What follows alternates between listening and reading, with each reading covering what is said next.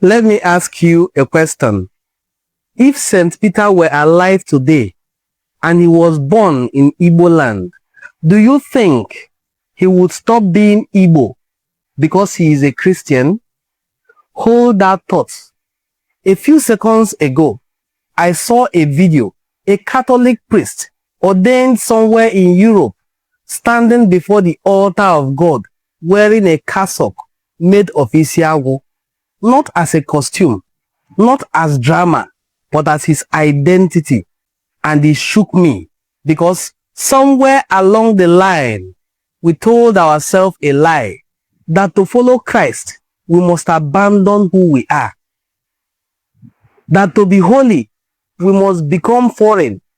Today, we are going to talk honestly about history, using history, theology, and scholarship about Christianity, Igbo culture, and why God was never offended by Isi-Agụ. Stay with me on this video.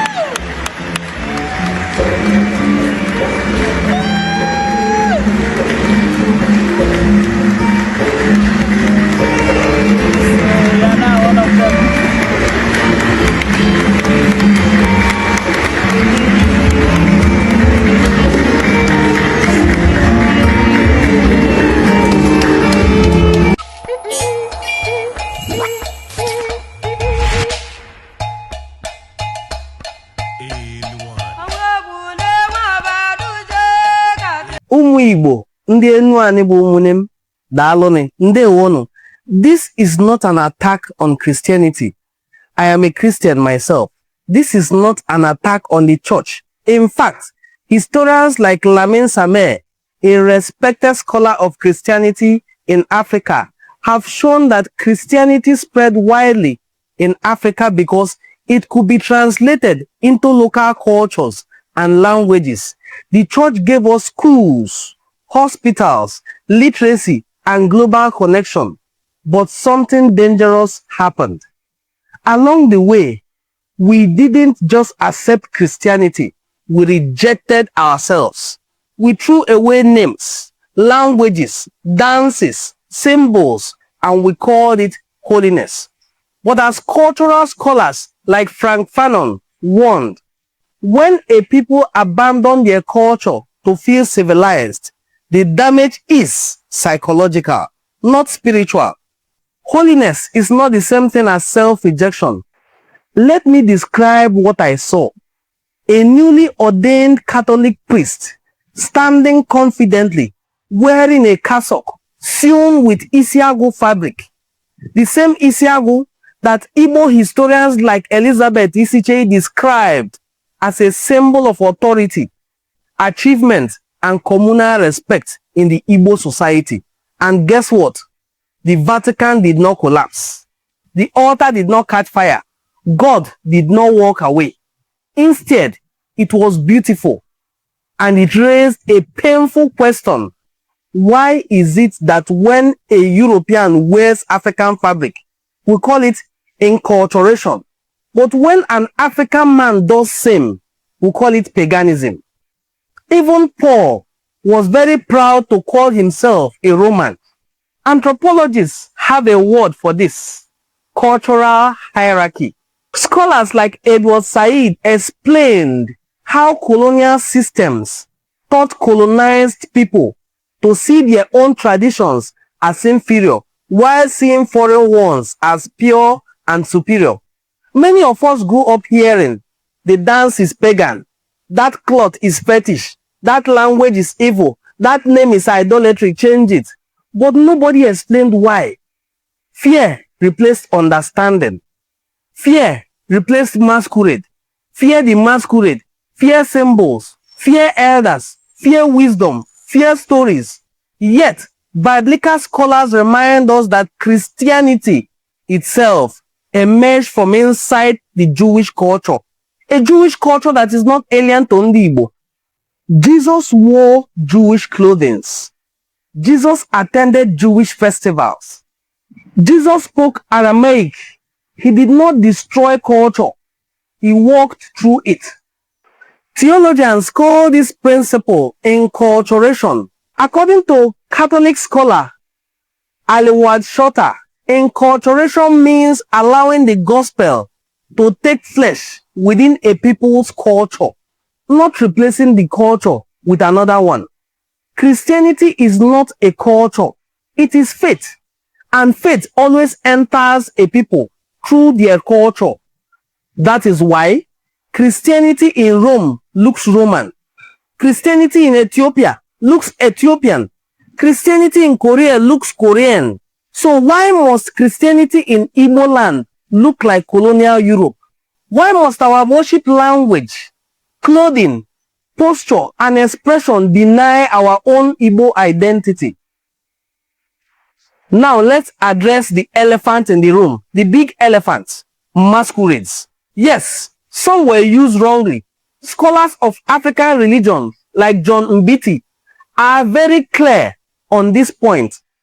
African traditions were complex systems of social order, not simply religious worship.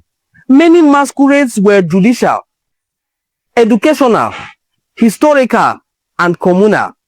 They enforced morality, taught discipline, preserved memory, and symbolized community authority. Not every masquerade is worship. Not every dance is idolatry. Not every drumbeat is demonic. Culture itself is morally neutral. Intent is what gives it a meaning. And our intent was never evil. At this point, I want you to watch something. This is a Catholic priest dancing the Agaba masquerade dance of the Igbo people. Watch carefully. Not as worship, not as rebellion to the church, but as expression of his identity.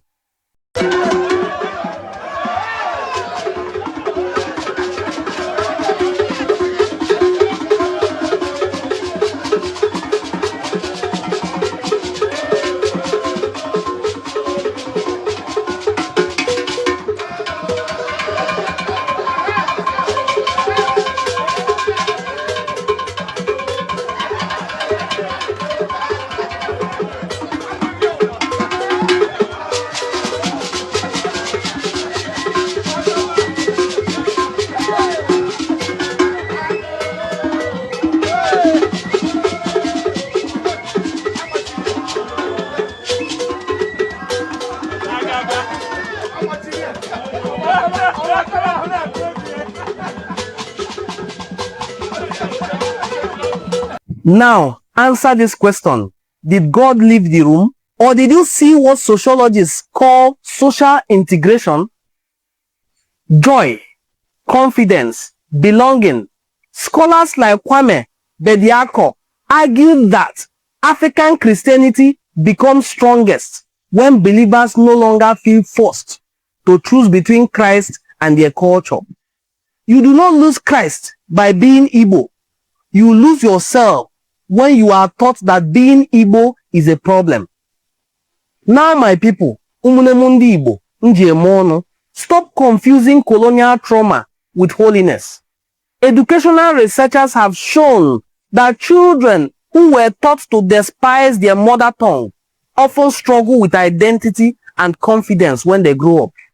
Stop raising children who are ashamed of Igbo language and Igbo names and Igbo attire. Stop blocking tradition in the name of modernity. If God created us as Ndi Igbo, as theologists affirm that God creates diversity intentionally, then Igbo identity is not a mistake. It is part of the divine design of Chukwu Okike Abiama. If we abandon our culture completely, others will preserve it for us, study it in universities, perform it on global stages, and sell it back to us as a book in their heritage. This is exactly what historians warn us again that it will happen. When indigenous cultures internalize inferiority, Christianity never asked us to die culturally. It asked us to live morally. Those two are not the same thing. Faith should define culture, not erase it. You can kneel before God and still stand as tall as an Igbo man. Isi-Agụ is not a sin. Language, Igbo language is not a sin. Our dance is not a sin. Self-hatred is what is sin. If this message has touched you, I would like you to please share this video. Let's talk about it in the comment section with wisdom, not fear. Because the future of Igbo identity depends on you and me. How well we are able to preserve our cultural heritage. Remember, our brother Cardinal Francis Arinze. I will end this video by playing his clip when he said he came down with Iwene Tansi to study the role of Igbo culture, Igbo sacrifice in Christianity. Just watch this clip of Cardinal Francis Arinze.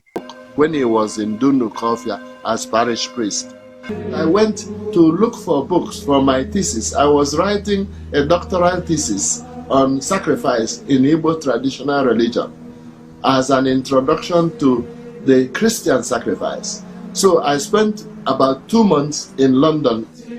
I made out time to go to Mount St. Bernard. I